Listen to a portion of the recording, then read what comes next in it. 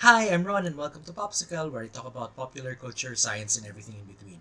Now, this episode was supposed to be released last March, still in celebration of International Women's Month, but due to technical difficulties, I wasn't able to. Still, I promised in my Facebook page that I'll be releasing this eventually, so here it is. In my Facebook page, I started sharing my top 100 best albums by women. And over the course of the last few weeks of March, I had given my top 21 to 100. And now, this episode is where I'm going to reveal my top 20. These are for me the 20 best albums by women. Of course, the disclaimer here is that these are albums that I've listened to. I haven't, of course, listened to each and every album by women out there, but I've listened to a fairly good share. I started buying albums in the early 90s. My first two albums that I bought with my own money were Daydream by Mariah Carey and Jagged Little Pill by Alanis Morissette. And since then, I've been buying a lot of albums by women, whether physical albums or digital. I have a lot of CDs and cassette tapes of female artists, and I've been catching up on a lot of the important albums that have been coming out in recent years. So I'd like to think that my list is fairly representative of what's out there, although there are some genres that are underrepresented given my personal preferences. For example, you may have noticed that there's barely any country albums in my list, also rap albums. I'm not into those types of music so much, although there are some representations as well. But anyway, let's get into the list and let's have a review first of my top 21 to 100.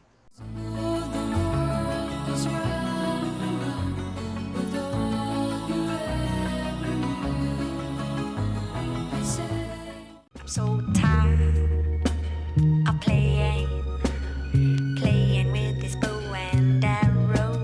Gonna give my heart away. What I left behind, what I left behind, what I left behind, what I left behind.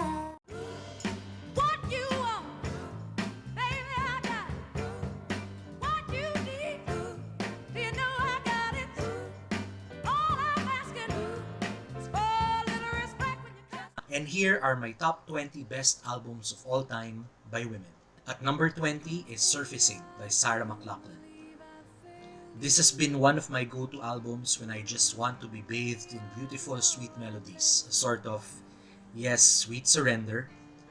Building a Mystery was the song that got me to purchase the album on the strength of Sarah McLachlan's luscious vocals and that killer starting line, and I quote, "You come out at night, that's when the energy comes, and the dark side's light in the vampire's room," unquote. Afterward, I fell in love with Enya and especially Angel, which I and my girlfriends in college sang to incessantly for months. The album is really full of soul. At number 19 is Talk on Corners by the Corrs. With a string of hit singles starting with the ballad Only When I Sleep, Talk on Corners is certainly one of the late 90s best pop albums. Aside from ultra catchy melodies, each song showcases lead vocalist Andrea Corrs' sweet vocals, most evident in So Young and What Can I Do, but so effective even when she sings kitschy lyrics like those of the bitter anthem I Never Loved You Anyway. And if you're looking for the traditional Irish flavor in Sharon Corrs' beautiful violin that are sadly mostly missing from later albums, it's in full force here, particularly in the instrumental Paddy McCarthy. This album will always have a special place in my heart for another reason. I watched the Corrs live in concert during their promotional tour for this album in the Philippines, and I got the siblings' signatures on the cover. It's still one of my most prized possessions. At number 18 is When the Pawn by Fiona Apple. As you likely know, the actual title is 90 words long. For the uninitiated, or even for those whose only exposure to Fiona Apple before this has been her "This World is Bullshit" speech at the VMAs, she might come across as mature and pretentious. Apple is anything but. She wrote the songs of her astonishing debut album Tidal when she was a teenager, and When the Pawn just takes her further into introspection. There's a lot of frenetic, angsty energy to the songs here, especially Limp and Fast As You Can. which makes the relatively serene paper bag even more of a standout. At number 17 is Horses by Patti Smith. The first time I listened to this album, I was blown away by its utterly powerful rawness. It's really a genius punk rock album, the type that you can flail around to in your room in a semblance of a trip-induced dance. Patti Smith's voice is hardcore and unsentimental but takes you through a wonderful journey into the brilliant mind of a poet celebrating freedom. To listen to this album at full volume is to unfetter yourself. So do yourself that favor as quickly and as often as possible. At number 16 is Homogenic by Bjork. Between her more dance pop post and her more experimental later albums, Bjork's Homogenic is a safe transition. And by safe, I mean utterly beautiful to anyone with an ear for good music. Joga and Hunter are probably two of Bjork's most gorgeous songs ever, and Alarm Call is an upbeat track that wouldn't have been out of place in post. I believe that her vocals are at the peak of their prowess here. At number 15 is The Memory of Trees by Enya. This is probably one of my most listened to albums of all time. There was a time when I would play it every day, especially when I'd feel stressed. That's the magic of Enya's music, whether or not you'd like to call it new age, which she doesn't. All the songs are transcendent, with Anywhere Is and On My Way Home being true standouts. But the album is opened by the wonderful The Memory of Trees, which you can totally imagine hearing in a dimly sunlit forest in a fantasy realm. It's heart-achingly beautiful. At number 14 is The Kick Inside by Kate Bush. Hounds of Love is easily Kate Bush's most celebrated album and is probably her biggest technical achievement. But come on, this is the album with Wuthering Heights, and what other song can showcase her kooky, shrill brilliance just as well? And then when you get past how deliciously weird that song is, you get to a stunningly lovely and deep track like The Man with a Child in His Eyes. Then you're back to Crazy Kate with Them Heavy People and Oh to Be in Love. The music videos of these songs are a must-watch for the full immersive Kate Bush experience. But if you just want to be impressed by some of the most unique melodies and the most singular voice in pop rock, the album's enough. At number 13 is This Fire by Paula Cole. I remember buying this album and reading on the album sleeve that Paula Cole recommends it be listened to at full volume. I couldn't quite crank it up to full in my house, but the loudness does help convey the richness of emotion that's in full display in this fiery, uncompromising album. Whatever spirits possessed Cole when she wrote and recorded these songs should be worshipped because it's raw and wild. The quieter, gentler moments like with the lovely Me and the sultry Feel in Love are just as powerful. Each song here can be an anthem. It's sad that Cole never manages to match the brilliance of this album with any of her later works, but at least we have this gem to treasure for life. At number 12 is From the Choirgirl Hotel by Tori Amos. This is the Tori Amos album that immediately follows Boys for Pele, which appears later in this list, so my expectations were very high. It's not quite as demented or unnerving as Pele, but it makes a very worthy follow-up in terms of the dark, deep emotions that Amos continues to explore with such abandon. Though I miss the prominence of the harpsichord in Pele, Amos's piano is still the star here, unlike in some of her newer albums. I think the best word to describe this album in many of its tracks is haunting. From the sad nostalgia of Jackie's strength to the repentant defiance of Playboy Mommy. And lines like, and I quote, "She's convinced she could hold back a glacier, but she couldn't keep baby alive," unquote. That's from Spark. But lest you forget that Amos can have fun like the rest of them, there's the wildly danceable, raunchy feminist Raspberry Squirrel, for which she rightly got a Grammy nomination in the Female Rock Vocal Performance category. At number 11 is Spirit by Jewel. After our Angel and Sarah McLachlan phase, my girlfriends and I had a long-lasting relationship with a criminally underrated spirit that lasts until now. In bouts of nostalgia, we still talk about the elegant, fragile beauty of the songs and the earnest vocals of someone who had never sounded better or written more poetic, artistic songs. I bought this album and Jewel's book of poems at around the same time, and both of them show the soul that she has as an artist. This album is simply phenomenal. There is not a single mediocre or forgettable song in the bunch.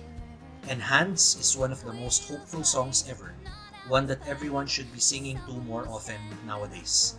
And I quote, "'Cause where there's a man who has no voice, their hours shall go singing," unquote. At number 10 is Spice by Spice Girls. This is the one that started it all. Girl power, the Spice Girls phenomenon. It was so easy to scoff at them in their first single, Wannabe, as I did the first time I saw the music video. But then getting over that knee-jerk reaction and just allowing yourself to surrender to the exuberant joy of it all is the most rewarding experience. This album can take you out of the dumps. And what a lot of people don't appreciate as much is how good the Spice Girls are at harmonizing. Sure, individually, each girl might not have the best vocals, but together they're unstoppable. 5 hit singles in one album and the rest aren't slouches either. One of the most fantastic debut albums by any musical act ever. At number 9 is Tapestry by Carole King. Oh, Tapestry! Among the albums in my list, this is probably the most universally loved, and deservedly so. Carole King has written many fantastic songs for other artists, but in Tapestry, it's all hers. On any day, you can just start this playing and your day will be so much better. It's hard not to sing to and smile to each and every one of these aural gems. All of them are so warm and familiar, like an old dear friend that you love talking to. At number 8 is Jagged Little Pill by Alanis Morissette. Speaking of fantastic debut albums, Jagged Little Pill shook the world. Really, Alanis Morissette shook the world and started a new female revolution in pop rock. Sure, her first single was the very angry You Ought to Know, which could have thrown some people off, but then it was followed by Ironic, Head Over Feet, and Hand in My Pocket, which were much less edgy but no less empowering. Jagged Little Pill is an album of pure feminine wonder and power. 2 other reasons why this album will always be absolutely special to me. Number 1, along with another album that will appear later in this list, it's the first one I ever bought, just like I mentioned in the intro. And number 2, the first live concert that I ever watched was Alanis' Philippine stop for her tour. At number 7 is Tidal by Fiona Apple. Stop to think about this for a moment, okay? Fiona Apple wrote most of the songs in this astonishing album when she was 16. Lines like, and I quote, "You say love is a hell you cannot bear, and I say give me mine back and then go there for all I care," unquote, and that's from Sleep to Dream. Or that whole stanza in Sullen Girl about her rape, all at 16. Apple would become more and more creative and intelligent in both her lyrics and melodies with every long gestating album, culminating in the 2020 masterpiece Fetch the Bolt Cutters. But in many ways, there's still no topping the sheer, unapologetic, raw, gutsy brilliance of Tidal. At number 6 is Little Earthquakes by Tori Amos. I love the kitschy pop of Why Can't Tori Read? Tori Amos' first failed attempt at a musical career, but boy am I and millions of others glad that she found her true voice and started anew with Little Earthquakes. This is easily one of the most personal, precious, and intelligent albums in this list, or in any other that's wise enough to include it. A personal favorite of mine is the solemn Winter, with the line, and I quote, "When you gonna make up your mind, when you gonna love you as much as I do," unquote. But who hasn't fallen in love with Silent all these years and Crucified? Of course, the other defining song of this album is Me and a Gun, which is a painfully beautiful account of Tori's rape, played to no instrument except her own forlorn voice, which has never been and probably never will be used to such a level of power. At number 5 is Daydream by Mariah Carey. When I started realizing my taste in music, I made my first ever album purchases, Jagged Little Pill and Mariah Carey's Daydream, on the strength of the regular radio airing of Fantasy and Always Be My Baby, which are absolute earworms and much beloved to this day. I don't think Mariah has ever been as awesome as she is in this album. The level of vocal control that she has in songs like Looking In and When I Saw You is astounding. Ultimately, it's a damn near perfect pop album. Certainly one of the best of all time. At number 4 is Ray of Light by Madonna. We all know how good Madonna is at transformation. Ray of Light is probably Madonna at her most transformational, most otherworldly, most introspective, and most intelligent. There's no one way to describe the sound of this album because it's sonically so diverse, with Middle Eastern influences enriching the dance, electronica, and trip-hop. And permeating through it all is the spiritualism that comes from Madonna's immersion into Kabbalah, Hinduism, and Buddhism. All of these make for what I would say is one of the most excitingly creative and mesmerizing artworks in pop music. Aside from the amazing singles, watch for Mere Girl, an absolutely haunting gem about mortality where Madonna sings, and I quote, "And I smelled her burning flesh, her rotting bones, her decay. I ran and I ran, I'm still running away," unquote. At number 3 is Comet's Tale by Cynthia Alexander. All of her other albums already having appeared in this list, I've already said a lot about the artistry of Cynthia Alexander. I'll just rely on superlatives for this one then. Richly textured and layered, sonically colorful and lush, this is a master at the top of her game. Each and every song is a captivating work of art. For me, it's the best album by the country's best songwriter. I've been so fortunate to have seen her and her band perform several of these songs live, and it always fills me with life. I really wish the rest of the world knew how amazing she is. At number 2 is Boys for Pele by Tori Amos. My first 2 album purchases, Jagged Little Pill and Daydream, started me off on my love for female pop rock music. And I probably wouldn't have detoured to less conventional, less mainstream material had my brother not given me a cassette of Boys for Pele for my birthday. It was absolute love at first listen. My other interests, particularly in literature, anime, and cinema, have always leaned toward the more weird, so it shouldn't have been surprising. Tori's sound, her piano, her harpsichord, her wailing, for that matter, and her thought-provoking lyrics assaulted and shook me. And I knew then that my concept of good music was forever changed. Caught a Light Sneeze and Hey Jupiter are probably the most accessible tracks, though the lyrics are just as mind-boggling as the rest of them. But the harpsichord-heavy Blood Roses and the cute, well as cute as a Tori song can be, Mr. Zebra, are other songs worth highlighting to show Tori's eccentric artistry. Then of course there's the bombastic Professional Widow, remixes of which gave her a rare hit in the dance charts. I think it's a somewhat divisive album even among fans, especially those who prefer the gentler Tori that has emerged from a happy family life post-Choirgirl. But for me, after all these years, it's still one of the best albums not only by Tori Amos but by any woman. And finally, at number 1 is Blue by Joni Mitchell. In many lists of best albums by women, this is also at number 1. Even in lists of best albums by anyone, you can count on this to be somewhere in the top 10 usually. For many good reasons, first and foremost among them being the woman herself, Joni Mitchell, who is peerless as a songwriter and has one of the most recognizable voices in the industry. A Case of You and Blue could easily be among the most beautiful songs ever written, which would be enough to make this album a prized possession. But then you also have California, River, and less celebrated gems like My Old Man and Carey.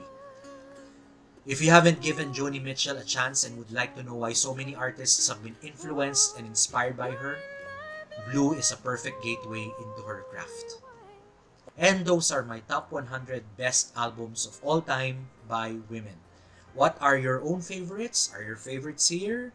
Were there any glaring omissions that I made? Please comment them down below and let's talk about it. Now, if you like that episode and you would like to see more episodes about music, about women in music, or about pop culture and science in general, don't forget to subscribe to PopScicle so that you may be alerted to new content in the future. For now, bye!